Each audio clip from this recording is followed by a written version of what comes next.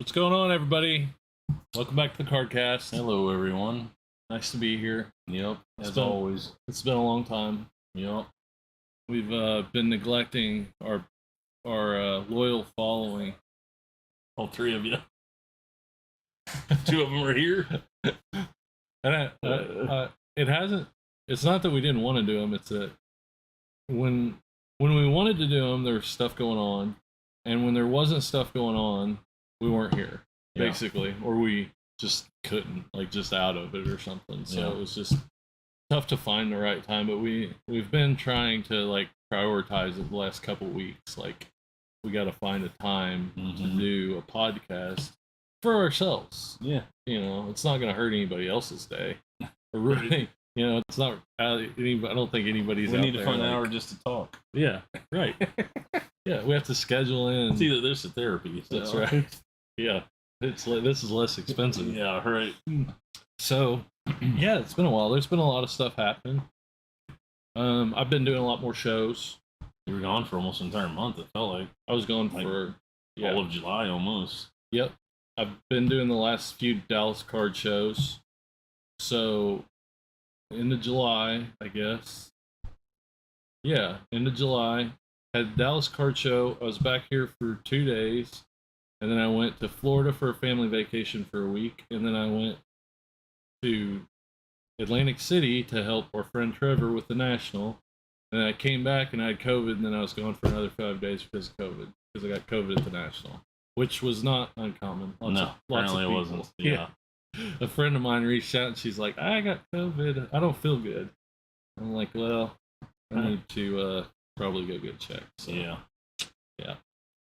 So yeah, I was gone for a month, and my time is I'm spending less and less time here helping you, more and more time doing my own thing, which is always our plan. The plan all along, yeah. Yeah, and so you've done a really good job getting me to this point, and I don't do nothing. You just watch. I've put the work in, you know, to get myself to this point, and so it's all worked out kind of the way we love it when a plan comes together. I know, right?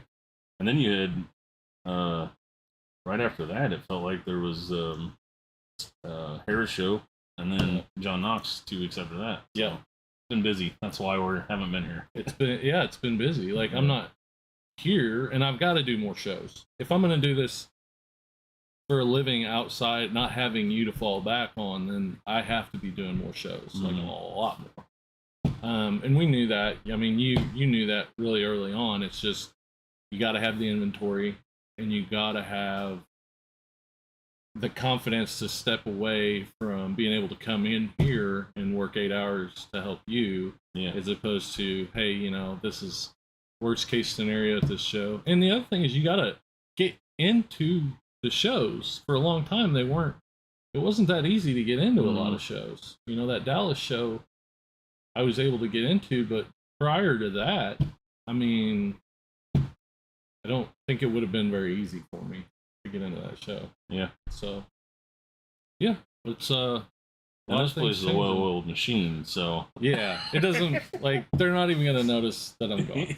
And I am gonna be moving, which was also always part of the plan. We've known for a long time that this wasn't gonna be, you know, a long-term thing. Yeah. That I'm moving down closer to my family in Springfield, which is about 3 hours away. And that was always my goal, is I want to be able to sustain myself doing what I love to do, but also be able to live closer to my family. So, yeah, it's all working. Yep, it's all working out. And yeah, they won't even know I'm gone, except for there's not somebody griping back here about something or another. Got your headphones on, just typing away. Yeah, right. I won't have as many drafts up whenever you leave, maybe. That's right. That for sure. Yeah. So if there's any industrious young or old card collectors that want to come in here and sort cards for 10 hours a day. Yeah. I want to do that. I need someone to front the store. Yeah. That's what I want. We need a sales. I want to move in the back. We need sales associates. We need a sales associate. We need a used car salesman to come in here and push blasters. Used card salesman. Yeah. Yeah, but it's not stopping. I mean, stuff just keeps coming in, and it's gonna every keep coming day. in. We're not done. Mm-hmm. I think, I mean, I do think there's opportunity for some jumps in basketball. We've seen some stuff jump up in the last couple months. That stuff's so cheap right now. Mm-hmm. That stuff is so cheap. It's 30% of what it was. Evan Mobley Prism rookies are like $5 on eBay. Wow. I mean, yeah. So, and it's because you can still buy the blasters for 35. Yeah. Right. I mean, they said on Target's website for $30 for a month. And even though they didn't print any more 2021 Prism than they did 2020, they, for the normal basketball market, what it was before the pandemic, plus whoever actually is staying in it, whoever's in it as a collector, they printed way, way, way too much. Sure. Like, those numbers, they're, like you always say, they're always 6 months behind or a year behind or 2 years behind. They're doing print runs based on the market when everybody jumped in to make money off basketball. None of those people are around anymore. Yeah. I don't know how they track. Like, I'm sure there's people there that track, like, they can't just track sales. Like, that would be a disaster. Like, there's got to be some other way to track, like, secondary single sales or, secondary. I mean, I'm sure somebody's looking at, like, Dealer Net or Blowout or something and checking and seeing, like, what is this stuff doing on the secondary market? I mean, that's the only reason to print the same amount that you printed last year. I mean, you got people that their only job for a year is to produce, and they're on just the Prism set. Yeah. That's their job. So for 6 months, I would say, or for at least 3 months, you're doing research on how your product did before you jump into the next one. I mean, you would hope. You might be exactly right. You might be giving them way too much credit. I mean, there's know what they do on a daily basis. Then, I mean, pretty much every company has like customer research or whatever they call it, where they, they don't want to produce more than they can sell. On the flip side, the distribution companies, like, it's all sold basically. I think, right? Like, Panini doesn't end up holding any of it, right? Unless they want to. I don't think so. No, I mean they don't say this, but I think they do second runs. Yeah. I mean, I can tell you some products that just showed up out of nowhere that you can't get numbered stuff or autographs out of. Yep. So, I don't think that they've ever publicly admitted that. But it's there's still little areas where they leave people. I get asked for products that, like, instead of printing 250,000 Prism blasters, why not do 200,000 275,000, and then do like 75,000 Phoenix blasters? Or, like, I get asked for Phoenix all the time. I'm like, it doesn't have a retail. Yep. Luminance just came out today. It doesn't have a retail. Yep. It doesn't seem like as many it doesn't seem like as much as out there, but they just print the crap out of stuff that they thinks they're best and going to sell, and it just kills that market and then leaves this empty where it could be a better mixture, I would think. Yeah. So one of the interesting things I saw is it's interesting how people learn but don't apply what they learn. So everybody learned that Prism was getting printed into oblivion, and they learned that like, stuff normally goes down after it releases. So when Prism Football came out, I mean, eBay was getting flooded with numbered Prism Football. A lot of it was really good stuff, and it was going super cheap just because everybody was getting in these breaks or breaking hobby boxes and just dumping this stuff. And I think those were premises they were basing that on, and it was backwards because, if everybody dumps it at one time, then it doesn't go down. It actually went up. There was cards that are short printed cards of decent players that were like, a Prism out of 25 of, Sony Michel or even Mhm. or Austin Eckler or something like that. Like, it's going for $2, $3, $4, $5, and that's probably a $20 card. And then you see that later on down a month later, Mhm. after all that stuff's been dumped onto the market, after it's all opened or whatever, the hobby product, then you see, oh well, Yeah. prices are going back up. So. It's kind of and it's kind of weird how I think, like you said, they were 6 months behind or whatever. Like, I think there's a better plan, or to them, they thought was a better plan. Of they release hobby, they release first off the line, then they release hobby, and then a couple weeks later they release, like retail. Yeah. And that's happened several times in a row, like Mosaic, Prism, Optic. Like that's happened too many times in a row for it to be coincidence. Different stuff too, Bowman U, other Panini products or what, basketball, and baseball. But what that does is like you can't buy a $1,500 hobby box of Prism and justifying it being a $15 Mac Jones rookie is the best card you can pull. Right. But they tried to keep that single a little bit higher for longer by delaying retail. I think that's what they're doing. Just trying to make the hobby at least give it 2-3 weeks of resale so people are getting their money back. But all that does is the guys that are buying those cards for like Trevor Lawrence base for $100, the first week of release, and then 3 weeks later it's a $20 card.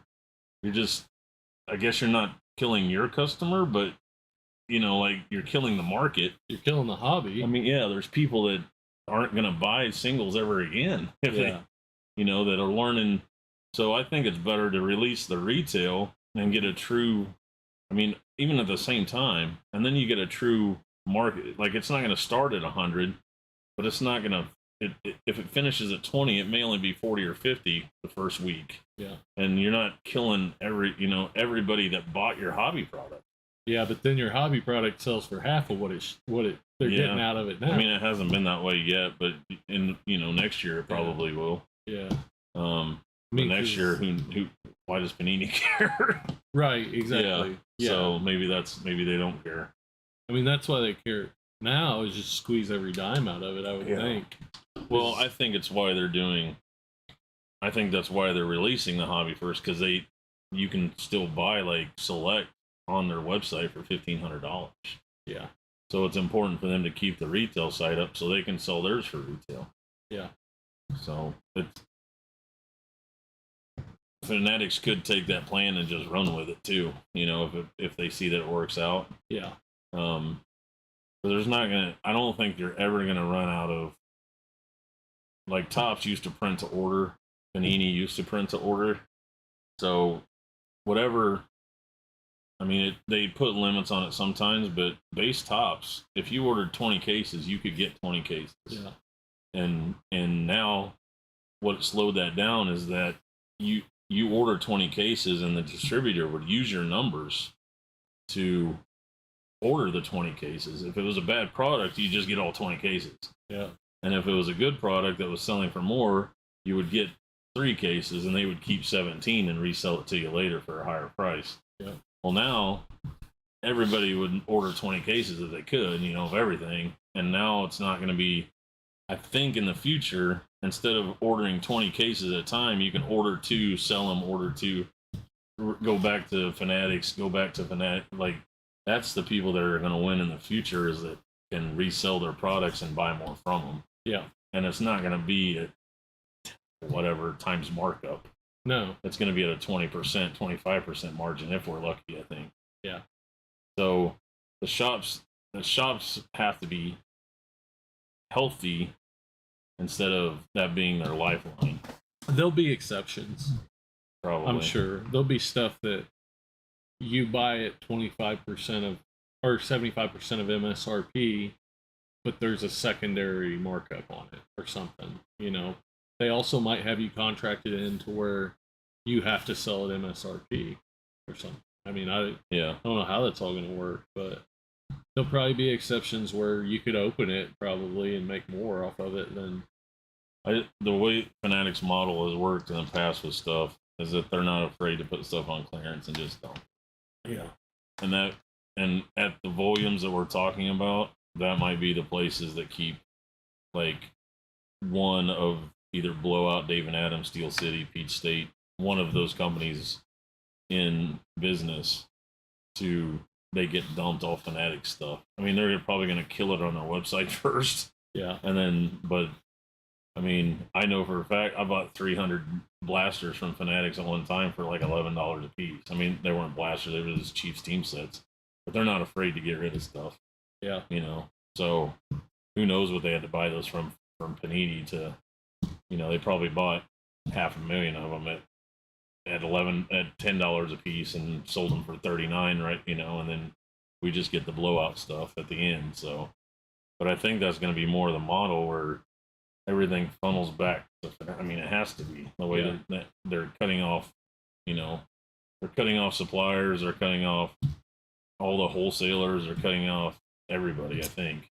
I don't understand how they expect, like, they want these clean, fancy new hobby shops. And I don't understand how they think that they can get that. Like, how is somebody supposed to open a new hobby shop at 20-25% markup on wax? But they have to open it and get it going and spend all this money remodeling the shop. Move through $50,000 a month or $100,000 a month. Yeah. That's the ones they want. Yeah. I mean, that is. Mm-hmm. But I think they're pushing established stores out the door that can't be replaced. For sure. Like, nobody's going to come along down the line, you know, and put in the work to get to the point of being able to do that. Like, and actually be able to make the money to do it. Mm-hmm. I mean, unless it's somebody who has the money, it's like a retirement thing or something where it's like, I've always wanted to do this and I've got 150 grand that I'm willing to drop to have this like really nice store. Mm-hmm. Like, you can't make that. I mean, I shouldn't say can't, but prior to this big boom, that would be extremely hard to do from scratch. Mm-hmm. Well, that's why there was only 2 shops in Kansas City, you know? Yeah. That's where we are back to, you know, like, the days of, I mean, I think there's still gonna be enough money in cards, that you have your, not even mom and pop, just like, you know, there's several guys that started off in small, back rooms almost, you know, that were paying rent of way under $1,000 a month, that were just doing singles and you know, tried to get a box here and there. I mean, there's enough money in cards that I think those guys will be around a little bit, but they won't ever get direct account. You know, they won't. You know, it's, you know, when they cut off GTS, I've been telling people, say GTS gets 1,000 cases of something, and now there's going to be 500 shops that each get 2 cases, but those 500 shops are already around. Yeah. You know, like there's only, I think the number was 275 in 2021 that had direct Tops accounts. Yeah. And so if they move that to 750 or even 1,000 or whatever, they each get a case of something or 2 cases of something, like there could be 8 to 10 shops in Kansas City that have direct Tops accounts instead of just 1 or 2 or 3. Yeah. They have direct Fanatics accounts, which is the same guys that were getting it from GTS in the first place. Yeah. The issue is going to be is that the reason those shops were around, like you said, they weren't working off 25% margins. They were working on 100 to 200% margins. Right. So how many of those guys can stick around more than a year or 2 after Fanatics takes over and raises the prices? When it actually becomes real work. Yeah. Like when it becomes somewhat of a struggle. When you can't just rely on one department of your business to make money. Right. Like there's plenty of shops that are in business right now that lose money on everything but wax. Yep. and that's plenty of people. Like, like when I go to these shows, and I've been to a lot of bigger shows and smaller shows and everything under whatever.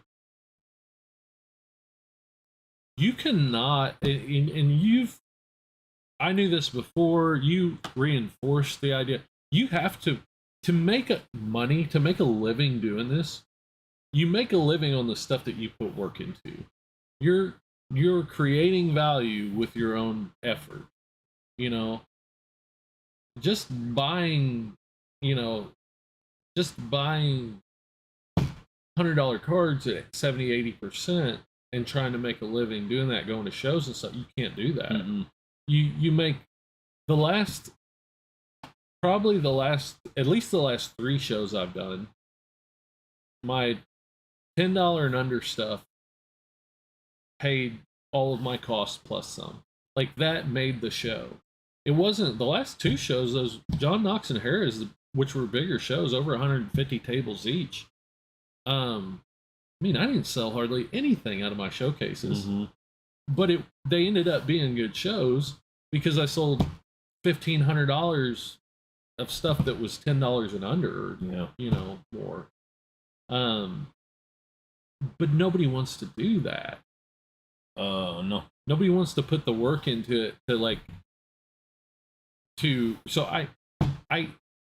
it's the same way with shops, but I'm just trying to make that right. My standard answer to people that ask me, how do you make money in this business? It's to do stuff other people don't want to do. Yeah. So either build dollar boxes or do 35 shows a year, or sit down and list all the time on eBay. Yeah. Or be on Facebook or whatnot. Yeah, whatever selling platform you have. 4 or 5 times.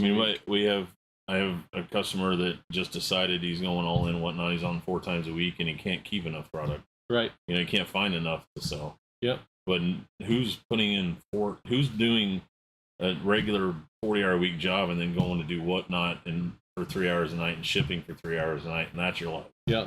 Like, who's going to do? There's not a lot of people that want to do that, and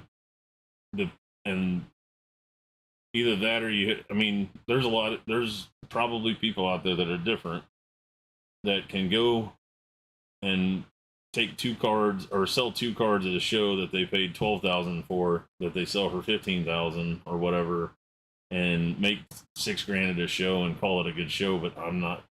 The percentage of that people is lower than the percentage of people that will want to grind away. It's lower in the people. I think those people are there. People are smart, know the market well enough, that can do that. I think it's everybody in the middle. Like, I've talked to people in Dallas that have, 10 showcases, let's say 10 showcases, everything ranges from like $50 to $500, and they're not selling enough to pay their costs. Like, they're losing money every show, and that's blowing my mind, because it's like, I sold enough to pay for my costs on stuff that was $4 and under. Yeah, it's the same, but it's the same reasoning. It's people don't want to do what it takes, because there are people that spend hours and hours and hours on Instagram and different auction sites, and but they're on it constantly. Like, the guy that comes to mind is Joey, the young kid. Like, he is constantly, and he won't buy a deal unless he can make.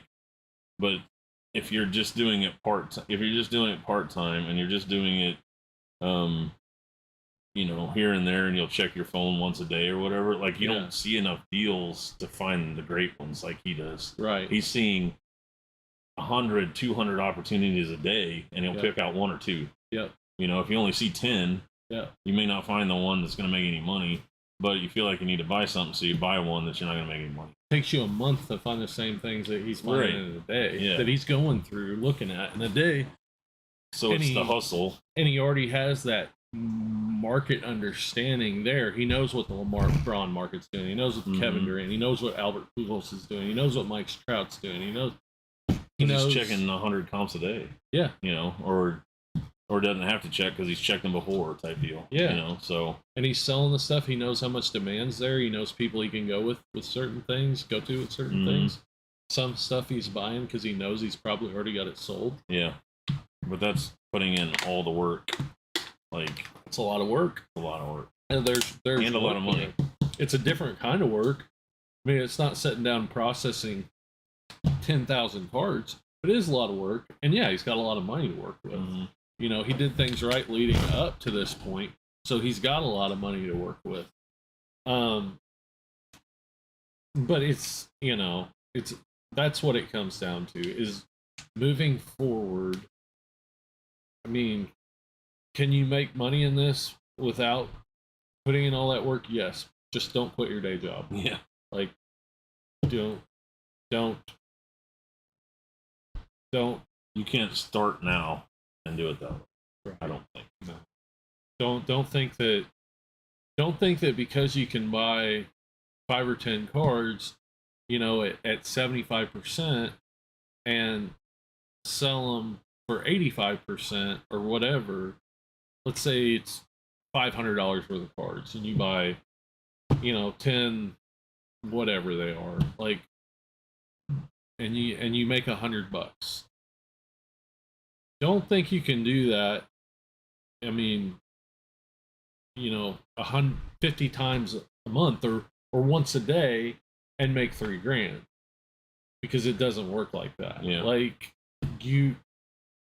it can, but I mean, it's just, there's so many things that go into it that make it less. Like, one of the barriers that I have to deal with is if I make $10,000 in a month, or if I have $10,000 in sales in a month, and I have $2,000 in living costs that come out of that. Let's say I have $10,000 in sales, and because I work with everything from $1 and up, let's say I make 30%, 30% on that. So I make $3,500. Well, $2,000 is coming out of that for living expenses. So I've got an extra $1,500 to put towards expanding my inventory. So I not only have to buy back that, you know, that $7,000 worth of inventory that created those sales at as good or better prices, but then I need to also engage that extra money. And so I'm back to being even.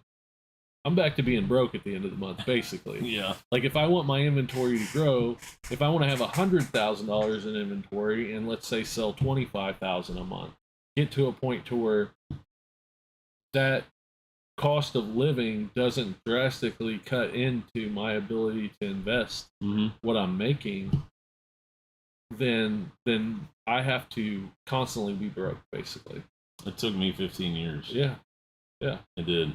I mean, it's better than it is now. I mean, even pre-pandemic, it wasn't like, you know, if I bought a $1,500 deal that I had to get rid of it immediately. Yeah. But it took me 15 years. Yeah. So, I mean, you can smash so many better time frames together now that, but for people that are just getting started, like, you don't have to have $10,000.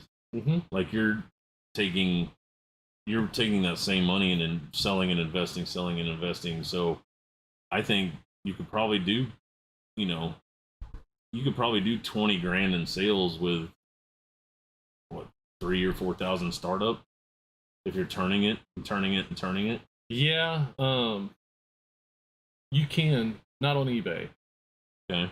Because by the time you get stuff listed, and then you've got to be buying inventory as you're selling inventory and waiting on that money to come back into your account so you can buy inventory and sell inventory. So you might have to have a little more than that to do in a month, but you could definitely do 20,000 with 10,000 if you went and bought the right $10,000 worth of stuff. Yeah, for sure. I mean, it doesn't take, if you're trying to make an extra, you know, if your job's already taking care of your living expenses and you're trying to make an extra $1,000 a month, you could probably do that with $2,000. Yeah, you know, for sure. It wouldn't be that hard with the right strategy and the right understanding. that said, I emphasize the right understanding. You know, I'm only able to go out on my own and do this because I came here and worked for a year. That was the whole plan, and I'm a really smart person for thinking of that. But that's the only reason I got 20 years of experience taught to me over the last year to allow me to be in a position where I feel comfortable doing whatever I need to do, basically, you know. Sure. So there are a lot, when I go to a show, there's a lot of ways I can capitalize on things that I had no idea, you know, a year ago that I'd be able to, or, you know, when I go buy or when I go sell or when I'm online or whatever I'm doing. Yeah. There's that understanding and information, and I know I can build, you know, dollar boxes this way, $2 boxes, $4 boxes. I've got segments of the population. I started building those $2 boxes from experience of doing, or those $4 boxes of experience of doing shows, that I felt like that was a price point where I could include some really good stuff that people would like, and it's a price point of stuff people wanted. Like, this will get me into some cool stuff that I want, some Chrome rookies that I want, some better stuff, and top level cheaper rookies of Anthony Edwards and LaMelo Ball or whatever. But that was all experience and understanding and you know, gaining 10 years of experience in a year condensed down of hanging out here. Yeah. I think it would I think there's plenty of ways to make money doing this. I mean, you can do consignment for people. I mean, there's plenty of ways to make money. I think it's just whatever you're comfortable with. Yeah. You know, like, you know, if somehow it would have happened that you would have spent a year with Joey, yeah, it would have, you know, it would have changed your entire. I learned so much from Joey, and that's one of the things. Or Trevor. I mean, you learned everybody you spent time with. I mean, I do the same thing when I go to a show with somebody and something else happens that they're doing great. You know, that who knows, maybe they got I don't even know, maybe they got a $5 box or whatever, or $10, $30 box. You know, if everything's priced the same, people are like, oh, this is $30. You know, you don't have to think about it. Yeah. I mean, every time you go, as long as you're a sponge for information, you can find a different way to do everything. I mean, just this weekend, you learned a new strategy that you might implement, you know? Yeah. So, oh my gosh. And, you know, I'm really lucky and very fortunate. You know, like I said, I'm moving, but I'm very fortunate to have been around the people like Joey and Barry and Brandon and Chuck and all those, like, they all work with Timmy. I mean, it's all, you learn something from everybody, and I've got a great group of friends here that I'm not going to be able to see as often. That's going to suck. And you're still going to do these same shows, I bet. Sure, yeah, but it's not something that it's not something that I'm not grateful for. Like, it's not something I take for granted, for sure. Because I'm an asshole. Like, I don't make friends very easily.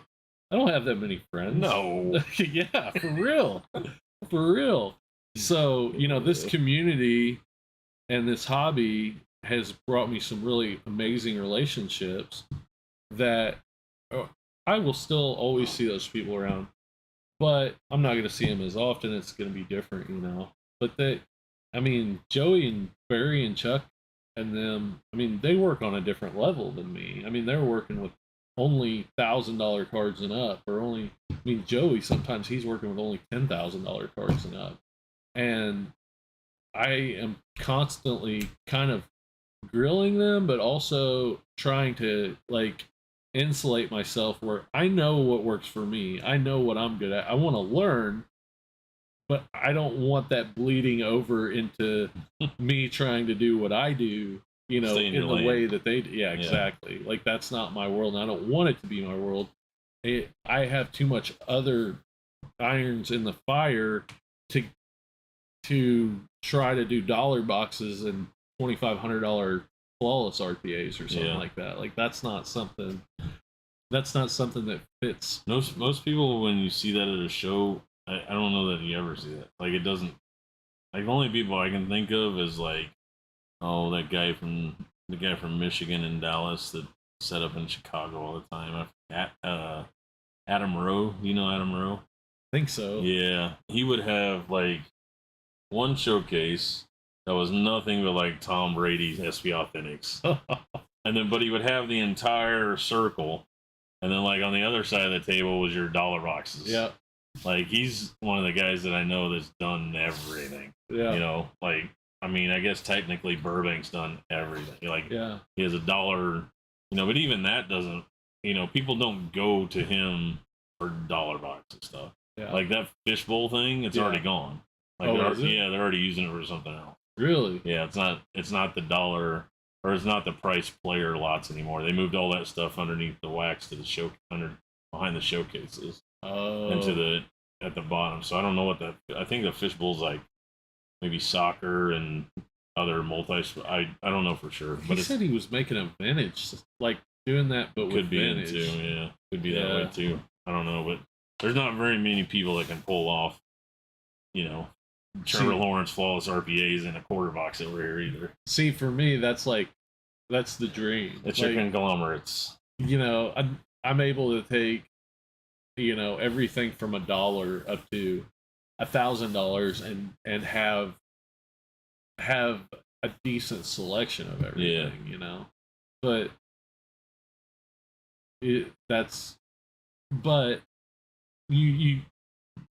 you work with what the defense gives you. Yeah. You know, you know, I've got 2 tables at Dallas. I'm going to try to maximize what I think I can get out of those 2 tables. You know, it's not worth me buying 10 tables and taking everything I can think of down there. Maybe it is, but I don't think it is. But it's to me, and this is why I do it the way I do it, it just doesn't make sense to me. So like,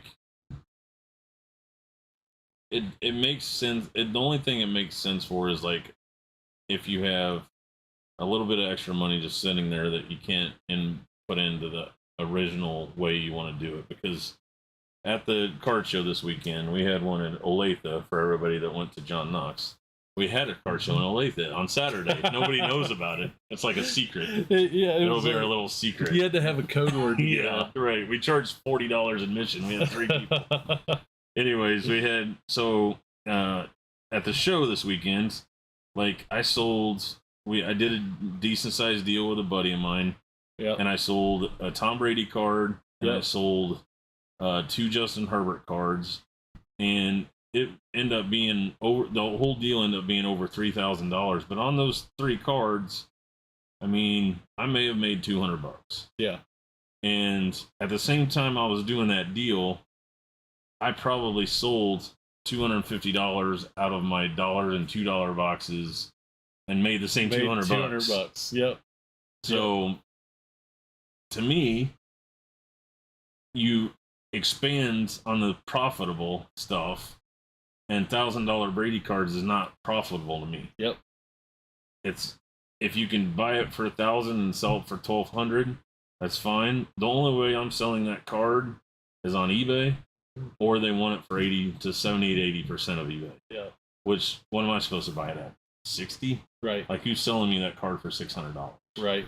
So to me, that is much more work to try to find those deals all the time. Way more risk. Than sit here and let people bring in their junk they don't even want. Yep. You know, and trade me a 3-row box for a box of cards. Yeah. Like, that seems much more safe, easy, steady, all that stuff to me. That saved that last Dallas show for me, because I sold around $5,000 worth of stuff. Well, my costs of going down there, staying in a motel, my tables, my gas, everything is $1,000. So take that off the $5,000 in sales, and everything I sold was at 80%. Before I knock any, you know, I'm selling at 85% of comps. Well, you know, now suddenly I'm selling not at 85% of the comps. I'm selling that stuff at 65, 70% of comps. Mm-hmm. Oh shit! Like suddenly I'm losing money, but I sold $2,000 worth of $4 cards that I have maybe a buck a piece in. Mm-hmm. You know, suddenly that $2,000 I made, $1,200 off of it, and most a buck a piece in that I stuff. promise you that there's people that set up in Dallas and Chicago that sell $20,000 that make more money than guys that sell $100,000. I believe that. 100%. Believe like if you put people like how much actual profit you made, a lot of those guys are going to be on the low end of the totem pole in total sales. Yeah. And it's that type of and that's safe to me. That's like if I have a dollar box and Trevor Lawrence, his knee ruptures, no, knock on wood, then my dollar box doesn't change in value, even though I had 10 Trevor Lawrences in there or whatever, my $2 box, whatever it is. So that entire dollar doesn't change in value. Right. But if I have $1,000, blue shimmer like I had this week, it's like Ian Book gets cut or Kellen Mond gets cut, and people got thousands of dollars in their cards. Kellen Mond. He got signed by the Browns. Oh, did he? Career saving. He might play the first 11 games. Oh, he's gonna mess up my Jacoby Brissett play. Kellen Mond. That Jacoby Brissett RPA Top was going 5 cards going up to the moon. Kellen Mond. Oh no, Will Greer. 100%. Will Greer. I was amazed. There's still value to Will Greer cards. Why? I don't know. I had like a optic. I mean, not a lot of value, but it was like a rated rookie out of 79. It was in that serial numbered box, and I was looking, and I was like, not much value, but there's still enough to say there's a difference between a hollow and a base. Is he still in the NFL? I don't know. I mean, I think he is. Those actually, West Virginia fans are killing it, I guess. I guess. But anyways, it's just safer to me. It's just what you like. It's just there's definitely different ways to make money. This just seems like the most practical one to me. Yeah, for sure. I mean, it makes sense to me. It made sense to me before I ever came here. It's like, this has the highest profit margin and the lowest risk. Why isn't everybody doing this? Well, because it takes work and it takes a lot of background knowledge, of everything. I went through that. So we had an entire shelf of football. Yeah.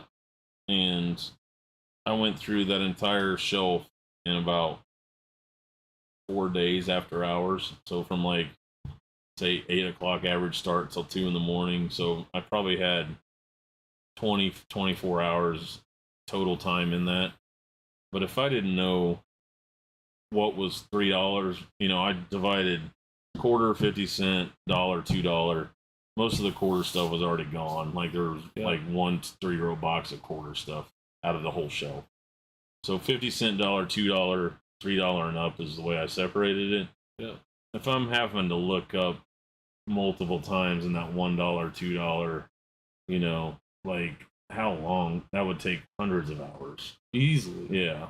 Easily. So you do have to have, but there's so much. But you don't start at that level. Like you don't start with that quantity. You start with your 800 count box that you bought from a guy for $40. Right. And then build it up from there. Yeah. So. And nobody can. I am a firm believer that skill there of working with those cheaper cards, like you have to have skin in the game to learn that. Like you can't teach that. You can't teach to somebody that a Randy Johnson rookie is technically worth $1, but nobody's gonna buy it. Like, or people do buy Randy Johnson rookies, but like, not one at a time. Or that, what's his name? Fred Van Fleet 2018 Prism is technically a rookie card and it's worth like $10. As opposed to, I mean, what's or stuff we find all the time. You know, unnumbered 96-star rubies. Mm-hmm. You know, those Topps high-tech refractors. Yeah. Stuff that is just you can't figure that stuff out by looking it up. You look on eBay, every card's worth $1. Mm-hmm. If it has a single sale, it's worth $1. Right. You know? Or prism solid blue and red, you know. I love the dollar boxes where somebody went through and looked on eBay, because yeah, there'll be quarter cards in there, but there'll also be stuff I know I can get $10 for. It just happened to have a $1 sale. Yeah. With $4 shipping or whatever. We did that today. We were looking up stuff, and I can't remember what card it was. Maybe it was like a Trevor Lawrence. I think it was a Trevor Lawrence Red Hot rookie out of Optic, and there was a 99-cent sale for it. Everything else was 8, 10, 12, 15. It had a 99-cent sale for it. Yeah. So you can find one for it for sure. Yeah, but it's really, man, I don't know. I wasn't overly confident. I don't think I wasn't arrogant about knowing a lot about sports cards when I came to work here. But man, do I know way more now than I did. I don't know where you learned that. I know, right? That's and I couldn't have worked. I know you say that, but I couldn't have learned that working for a normal sports card shop. Like there's no way, because other shops don't do that. Like they don't. I mean, some do. They'll build out like dollar boxes and little bargain boxes and stuff like that, but not on this scale. Not where you can do it for a week straight. You know, they don't make it the priority for sure. Right. Yeah. Right.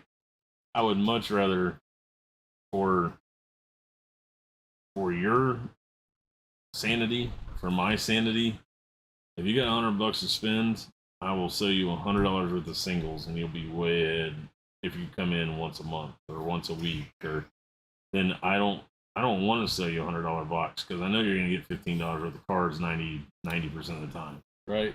Like when people spend $100 on a box and they say, you know, oh, I almost got there. I was like, yeah, but then you gotta take the time to sell it, and you gotta take eBay fees off of it, and it's like, by the end of the day, you hit a good box and you're getting half your money back. Yeah. Like let me. Hopefully, I have enough inventory where if you wanted to go, you know, you could buy a nice Jefferson rookie, a nice Hurts rookie, a nice Burrow rookie, a nice Herbert rookie.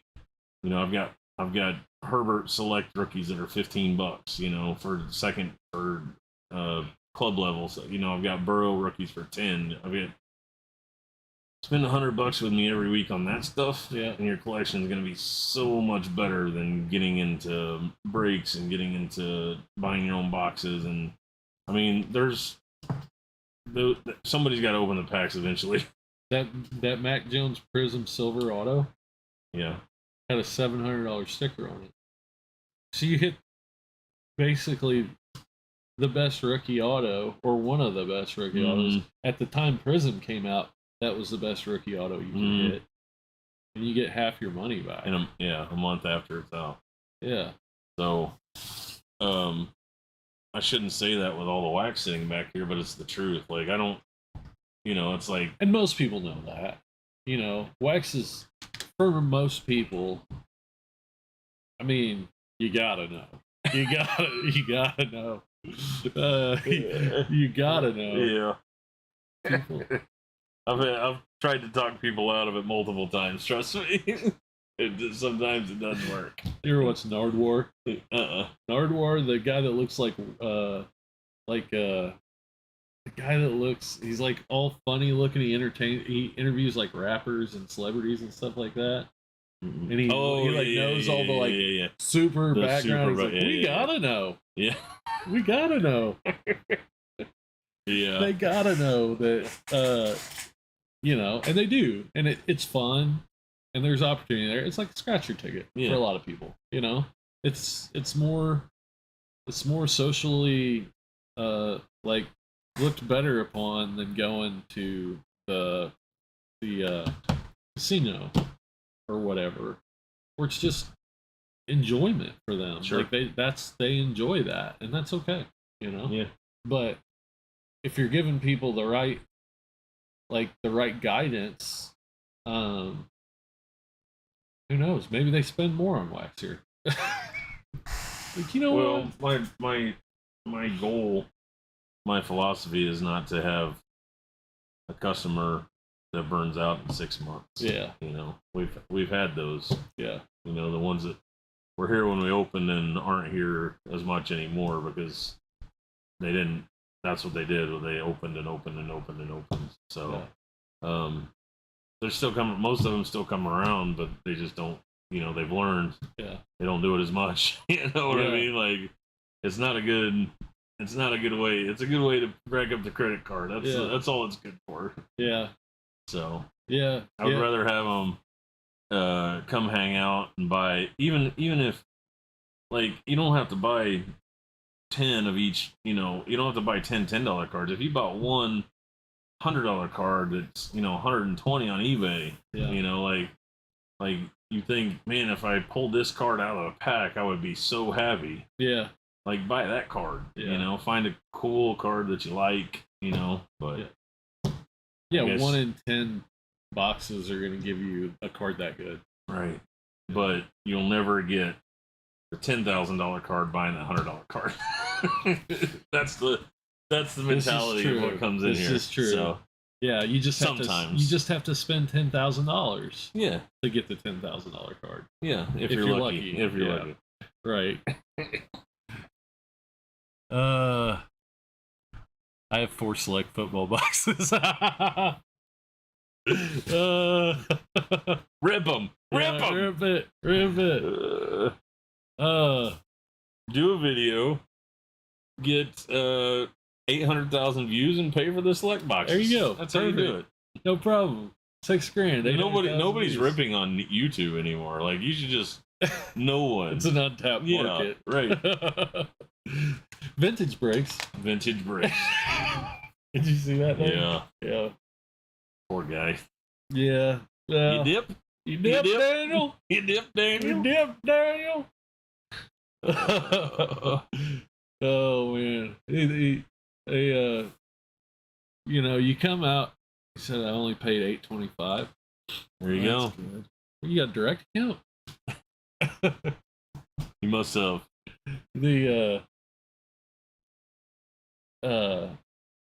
I mean, you come out, you show that stuff, and, you know, let people spend their money however they wish.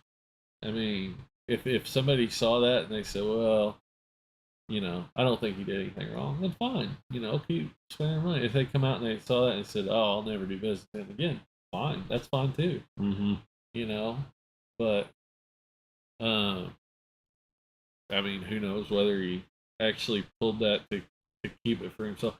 The whole you dip Daniel thing, that's the thing that, like, I feel like if you're trying to distract someone because you're doing something wrong, you do something like that. You say something weird like that really loud, you know, like, yeah. That's the thing that gets me. That's kind of the thing that gets me, but. Well, there's enough, you know, like, you can't, there's enough people that have either broke with them or know them, or it's the same thing with, like, platinum. I mean, everything, all the video evidence, everything that's ever happened seems to point towards that was not an accident. Yeah. You know, I don't know if it was or not, but there's enough people that have broke with them forever that they're still not going to have any trouble filling brakes. Yeah. It's not going to change anything. I mean, backyard brakes can get away with it. Right. Like, talk about no news or no, there's no bad publicity. Yeah. Like, my gosh, man, that blew them up. People say, I hear people say, oh, they're really entertaining. I really like watching them. I'm like, what are you for? Like, Doc McStuffins over here, you know, with his cut-off t-shirt, like, acting like a fool. Like, that's where they get that from, is, like, little kids' TV. Yeah. Like, that's how they keep you, like, that they do that stuff to keep your focus, and, you know, to most people, it's just insanely annoying. Yeah. You know, but apparently, if you want to spend, if you're into blowing money, that's your gig. You know, I guess I don't know. It works for some people. Uh,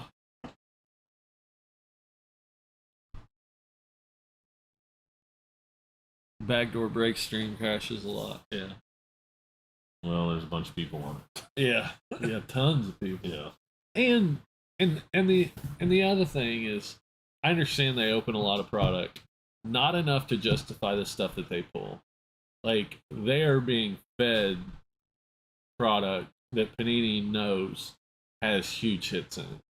Like the triple logo man LeBron, that's not a coincidence they pulled that. Well, there's one in a million boxes.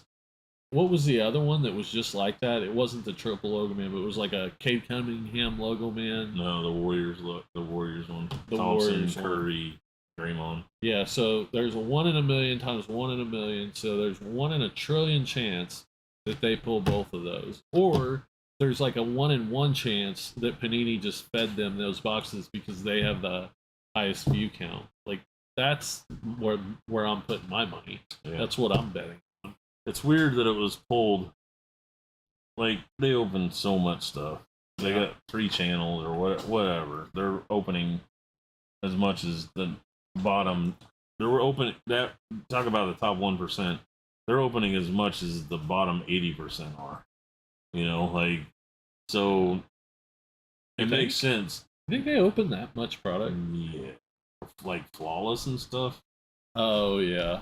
I mean, yeah. Like some of those places will break 150, 200 cases of that stuff. Like there's local card shops. I mean, there may have been like 2 cases of that in Kansas City. Yeah, between Leighton and Backyard Breaks and one of those other bigger breakers. Yeah. Blowout TV. And any of that stuff. Oh, Steel City. And they're, you see that thing? They were weighing silver packs. Oh, Jesus. They were weighing silver and gold packs. Like so, on camera? Or no? No, but if you bought a 10-pack of silver packs of National VIP silver packs, you got only base cards. No foil and no autos. And it was like consistent, like pack for pack for pack for pack. One of the guys, Run Good Life, he bought like $800. No. Yeah. I think that was it. 80 of them. And every one was base cards. Every one was paper base. That's impossible. Yeah, it's impossible that they weren't weighing them. Yeah. Huh. Yeah. But when they break them on their channel. When they break them on their break channel, it's not like that. They're loaded. Oh, they're loaded. Yeah. Yeah. So that's Steel City. Whatever. That's crooked as all hell, dude. Yeah. Like that is so crooked. And you've got a huge business. Why would you do something like that? I mean, it's got to be where they've gotten so big that it's compartmentalized. You know, you hope. Yeah. Where like the person that's running that part of it is doing that independently. Yeah, like maybe what they show on their channel is what you're actually supposed to get, and then the person in the back that's selling the packs or packing the packs or weighing the packs, sending out the bad ones and just buying the good ones. Well, they know it because when somebody did a personal break of one of those 10-pack of silver packs, and it was all base paper on their break channel. Okay. Like, so when they're opening them, it's all numbered and autos and stuff like that. But then somebody does a personal break of 10 packs, and it's all junk. Yeah. So they know it's not a good look. They know. Yeah, it's not a good look. Yeah, and if they're not firing somebody or releasing a statement or something. I mean, you got to be careful. There's stuff that happened like that, and like back to the what was it? The the kabooms you could weigh in the absolute. Yeah. I mean, you got to know where you're buying your stuff from. Like, like when people bring it in here, either I bought it from them before, or it's a sealed case, or there's not something that you can do like that. Yep. Like I didn't buy. We went through probably 80 absolute megas, and they were all from sealed cases. Like you know, Mhm. or a couple of guys that I knew were just bringing in everything they bought. Yeah. Like I wasn't, if somebody brought in, 19 of them, I'm not buying them, you know. And it might not have changed your sales one bit, whether anybody appreciates it or not. If you have any respect for this hobby, it's the wrong thing to do. That should be bottom line. Like, if you are in any way a collector and have any respect for this hobby, it's just the wrong thing to do. Yeah. It's just wrong. Like, yeah, throw the business garbage out the window of, a lot of people are, well, if it's good for business, then it can't be wrong or whatever. If it's legal and it's good for business, then it can't be wrong. And that's wrong. Yeah. That is not correct. That is not true. There are ethics and morality tied to this, whether anybody believes it or not. Yeah. You got to be able to sleep at night. That's my whole thing. Who's going to be the third Chiefs wide receiver after Juju and Kelsey? Marcus Valdez-Scantling? Sky Moore and Justin Watson? Moore. If it's Sky Moore, the Chiefs are going to have a really, really good year. If he's better than Marcus Valdez-Scantling, yeah. Yep. Yeah. Justin Watson looked good. We'll see how he does against actual pro NFL cornerbacks or whatever. Yep. But, yeah. Yeah, Sky Moore looks good. The Chiefs in general look good. They do. At least the first team defense and offense. Yeah. I don't even think the first team defense let it score, did they? I don't. I think the first team offense was stopped once, maybe. I don't think so, but I still have plenty of I'm not completely on board with the Chiefs defense yet. Like, you got Karlaftis, you got a lot of new guys, you got a lot of young guys, you got a lot of guys people have never heard of. It's like, are you the real deal, or did you look good in preseason? Yeah.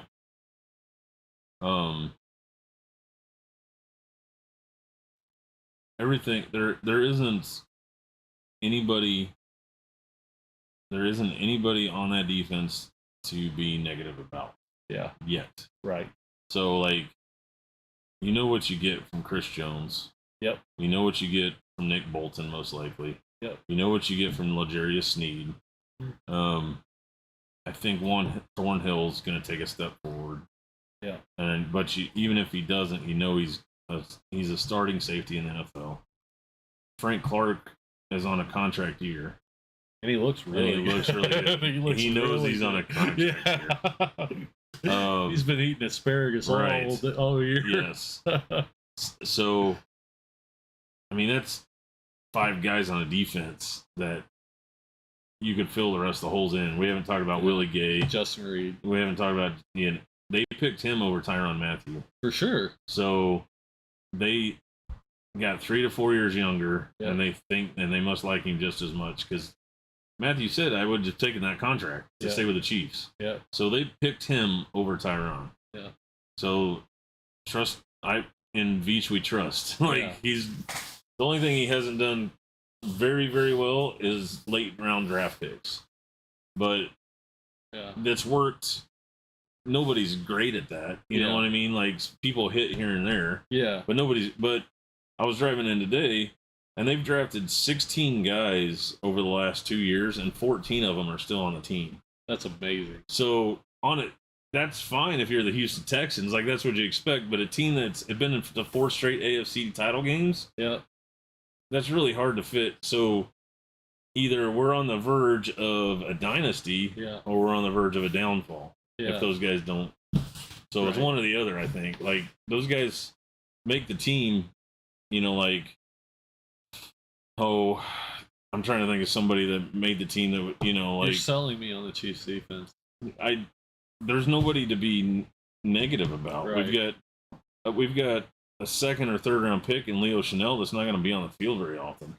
Right. Because he can't. Yeah. Like, Willie Gay and Nick Bolton are 3-down linebackers, I mean, Bolton's kind of a run stop, but I'm not taking him off the field. He looked good. Yeah. His pass coverage looked better. Yeah. And Karlaftis has had 2 sacks in limited time. He looked good. So, That's my question. What's Karlaftis going to look like? I'm a defensive end guy. Like, what's he going to look like over the course of a whole game? Like, because if he doesn't cut off the outside on one play, that could be huge. You know, or if he has, there could definitely be some weaknesses show up. It doesn't matter how good he is; he's going to be the third man that they worry about. Right. So, I mean, that's Chris Jones's biggest plus. Yeah. And I'm kind of talking out of school here. Feel free to protect me. I'm not a football junkie by any means. But Chris Jones makes that big a difference on that line because they got to double him. And if Frank Clark's anything, they got to chip him with a tight end. Yeah. And now you've got 3 guys to block, 3 guys. And one of those guys has to beat their other guy. And you've got Justin Reed, Snead, and Thornhill. If you get past them. Yeah. When you get that, the idea with Karlaftis, with his push, like, there shouldn't be any, it should all be 3-step drops or 3-step. That hurts. They've been beat that way before. I mean, it's such an offensive minded league. Yeah. But, yeah. I think we're going to see a different Mahomes that's better than he was the last 2 years because he's not focused on every single play. It felt like that Andy Reid didn't call something different, like a screen or every single play. Tyreek deep, okay, dump it to Kelsey. Yeah, and the first read was always Tyreek, and the second read was always Kelsey, and one of those 2 guys were always open. Yeah. Now he's gonna scan. Even in the preseason, I think we've seen it more where he wasn't just drop back and pass. Yeah. He's roaming around, and when he roams around, big plays just happen, man. Yeah. Like this first 2 years when he wasn't, that's when everybody fell in love with Patrick Mahomes. You know what I mean? Yeah. Like the last 2 years, he's probably been, like, statistically or whatever, a better quarterback. But, oh my God, he's just so much fun to watch when he's out of the pocket. Well, last year, it seemed like going into the season, there was a strong emphasis from coaching and general management that we do not want you leaving the pocket. Mm-hmm. We don't want you running around. We don't want you to get hurt. So you're going to have to turn into a pocket quarterback. Yeah. A pocket passer. Which there's a line there because, you don't take a racehorse and turn him into, use him to plow the field. Yeah. Yeah. So. And the best part about it is he's going to be able to sit in the pocket and pick his guy out for 3 seconds because the line's so good. Yeah. And then if it doesn't happen, get out. Yeah. Like when you can do both, you're unstoppable. You know what I mean? Like when you can do both, like Lamar Jackson and Josh Allen, when they can pass and they can run, they're MVP candidates every year. Yep. So if you can do both of the options of the pass, where you're not necessarily running for first down. I mean, he does that all the time too. But man, if Kelsey and Sky Moore and Juju have 4 or 5 seconds to get loose, I think you'll see some really creative stuff out of Sky Moore. I hope so. I think he catches everything. Yeah, I think we'll see some interesting creation type stuff out of Sky Moore. I think he's got that Tyreek had, where I think if there's nothing available, I think him and Patrick Mahomes could be really interesting. But I don't know anything. The up there in St. Joe, they were talking about him and Juju had that connection. Yeah, where they were already on the same page when stuff broke down, type deal. That's and cool. I think, I hated Alex Smith for checking down, but I'm still a believer that if you get Clyde Edwards out in the flats and not trying to run past 300-pound men, he could do some damage in secondaries, like running over people. And they just haven't used him the way they drafted him. And he was Patrick Mahomes' draft pick. Like they said, we're going to draft the running back. You tell us which one to draft. And he picked over other people. So at least that's the stories I've heard. And they're not using him the way he was used in college. Like he caught 50 passes in a college football season or whatever it was. Like that's the way they used him. Yeah. Was a 3-down back And we don't use it that way. And a lot of that is because, like I said, it was Tyreek, then Kelsey, and that was it. Like, we had 2 guys with over 1,300 yards receiving. Like, those guys have to get the most targets. Yep. So if that's all spread around, I'm hoping Clyde gets his numbers because, man, I could see him being like Jamal Charles on the outside of the football. And you've got Michael Burton and Ronald Jones, right? Yeah. If you need 2 yards. And, Burton for sure. Yeah. I think he's like 12 for 12 on 4th and 1s, like just handing the ball. Yeah. I mean, any of the it doesn't even matter to me if it's Jerick McKinnon. Yeah. I mean, that guy was amazing. Is like, like they got the weapons. Yeah. All that is to say that I think Mahomes is gonna have a huge year. Jerick McKinnon proves what you can do if you just hit the right hole. Like if you just pick the right route. Like you just run to where they're not. For sure. That's in my opinion, that's what he showed, was experience of knowing where to run. I did see that thing that was I guess the Chargers have 8 of the top 100 players in football. That makes sense. Yeah. 8, huh? Yeah. So Aaron Donald, Stafford, and the Chargers. Oh, did I say the Rams? Herbert? Chargers? No, sorry. Yeah, Herbert, Keenan Allen, probably Eckler, but it's probably a bunch of guys on. Yeah, I mean, even I'm a card guy. I'm not a football guy. Right. So Same. like, probably 40 out of the 100 I've never heard of. Yeah, right. The Bills offensive guard or something. Yeah. Like, why would I care? It's not fantasy guys. So I was surprised, like... Maybe they got 4 of those guys. Speaking of being a card guy, Dalvin Cook's like 40th. Like, he's ahead of some huge names. And I said something the other day about that. Like, Dalvin Cook, really? Like, I know people were big on Dalvin Cook, and Dalvin Cook's definitely not, like, an afterthought when it comes to cards. But he's not looked at as, like, good if you're a card person. He's not the guy you're not looking for him, no. He's a fantasy guy. I mean, he's always a first-round pick in fantasy. Yeah. But it's because he's a running back. Yeah. So, but yeah, I'm with you. No RB0? No RB0 scheme? No. Dang it. Oh, I have hair now. Yeah. Now you can tell why normally I don't have hair. I've got a 7 head. Me too. Mine's back here. Yeah. Mine's leaving back there. Yeah. For sure. All right. Well, I think, have we exhausted? Or all 3 people have already left, I think. have they? I don't know. Well, I don't know how to read all this stuff. anyways. Come see us at the warehouse. Come on down. We have the best dollar boxes in this block. Come on down to Warehouse Sports Truck. Give yourself a time. People everywhere ripping. Here we go. Good time. Herbert, Allen, Williams. Mike Williams is on there. Who?